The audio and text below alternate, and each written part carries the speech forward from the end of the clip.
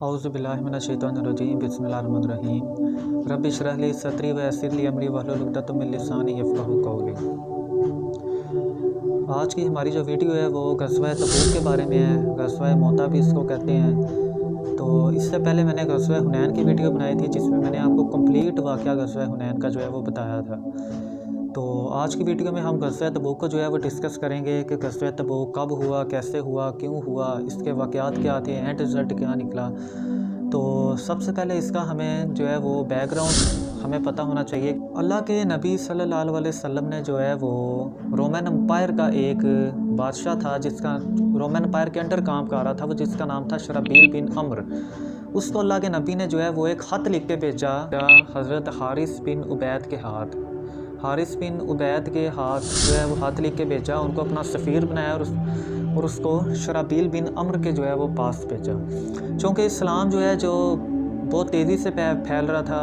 ग़ज़वा बदर में मुसलमान जीत गए, ग़ज़वा हंदक में जीत गए, खैबर का किला फ़तह हो गया, हुनैन में फ़तह मिली, मक्का फ़तह हो गया। इसके अलावा और बहुत सारी जो है वो फतूहात या तरक्की मुसलमानों को जो है वो मिल चुकी थी। तो इस्लाम जो है वो बड़ी तरक्की से जो है उस दौर में जो है वो फैल रहा था। तो अल्लाह के नबी ने ऐसे ही जो है रोमन एम्पायर के अंडर एक बादशाह शरहबील बिन अम्र को एक ख़त भेजा जिसमें जो है वो इस्लाम की तरफ दावतनामा जो है वो लिखा हुआ था।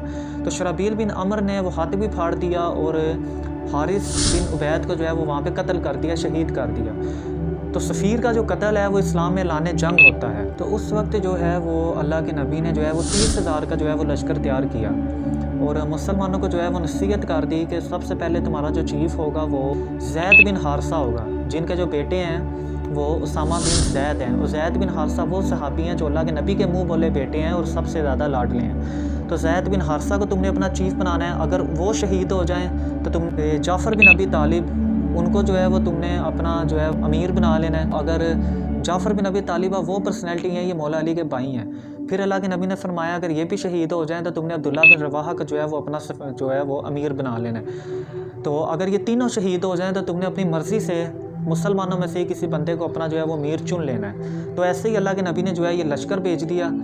तो जंग के जो मौजूदा हालात थे वो ये थे कि अब्दुल्ला बिन रवाहा भी जो है वो शहीद हो गए, जाफ़र बिन तैयार भी शहीद हो गए, इसके अलावा जो है वो ज़ैद बिन हारसा भी शहीद हो गए। तो अल्लाह के नबी जो है वो मस्जिद में बैठ के जो है वो सारा जो है लाइव मंजर मुसलमानों को बता रहे थे कि मेरे जाफ़र को शहीद कर दिया गया, मेरे अब्दुल्ला को शहीद कर दिया गया, मेरे जो है वो ज़ैद को शहीद कर दिया गया। तो उस वक्त अल्लाह के नबी ने फरमाया कि मुसलमानों ने अल्लाह की तलवार में से किसी एक तलवार को अपना जो है अमीर चुन लिया और वो जो है वो हज़रत खालिद बिन वलीद थे। हदीस में आता है कि उस वक्त हज़रत खालिद बिन वलीद के हाथ से जो है वो 9 तलवारें टूटी थी और किसी न किसी तरीके से हज़रत खालिद बिन वलीद उस सारे लश्कर को बचाकर वापस ले आए थे।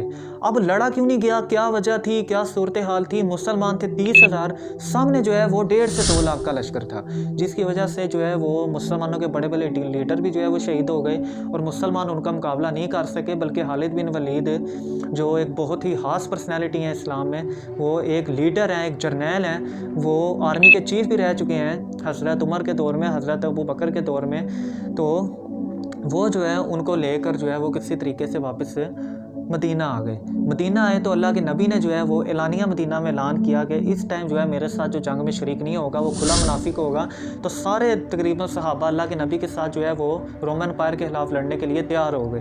तो जिस वक्त अल्लाह के नबी जो है वो रोमन एम्पायर के से लड़ने के लिए चले गए तो पीछे से कुछ मुनाफिक थे, वो कहते थे कि सामने 2 से 2.5 लाख का लश्कर है, ये 30,000 हैं, कैसे लड़ेंगे, क्या होगा, ये वो।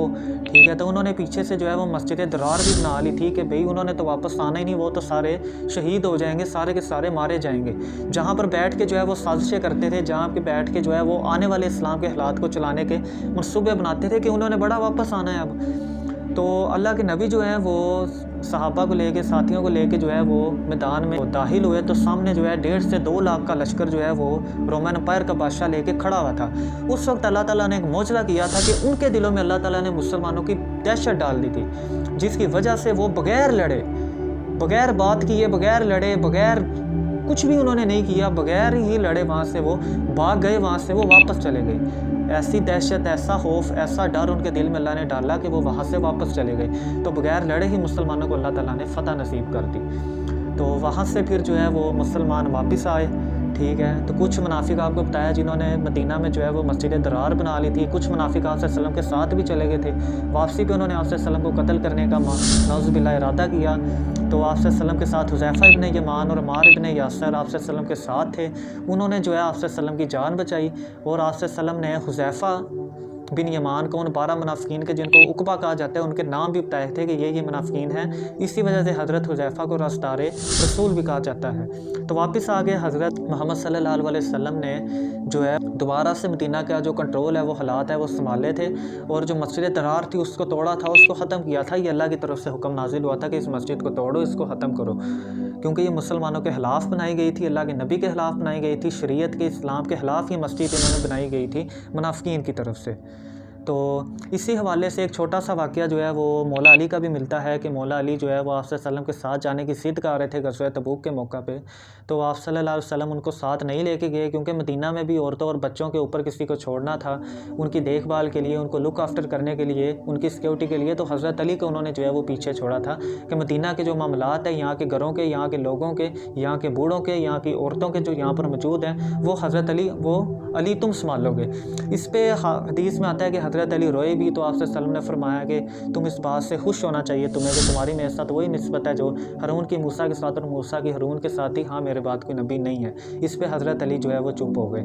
تو یہ کچھ واقعات تھے جو میں نے آپ کے ساتھ شیئر کیے ہیں غزوہ تبوک کے۔ غزوہ تبوک کیوں ہوا، جنگ کے حالات آپ کو بتائے، کون کون سے صحابہ اس میں شہید ہو گئے، کون کون سے مسلمانوں کے لیڈر شہید ہو گئے، کون سا لیڈر تھا جس نے جو ہے مسلمانوں کو بچا کے جو ہے وہ واپس لے کے آیا تھا، اینڈ رزلٹ کیا نکلا کہ مسلمان جیت گئے۔ اور یہ جو ہے وہ غزوہ تبوک کی کمپلیٹ ہسٹری ہے۔ تو امید ہے آپ کو یہ ویڈیو اچھی لگی ہوگی، تو آپ کا بہت بہت شکریہ، فی امان اللہ۔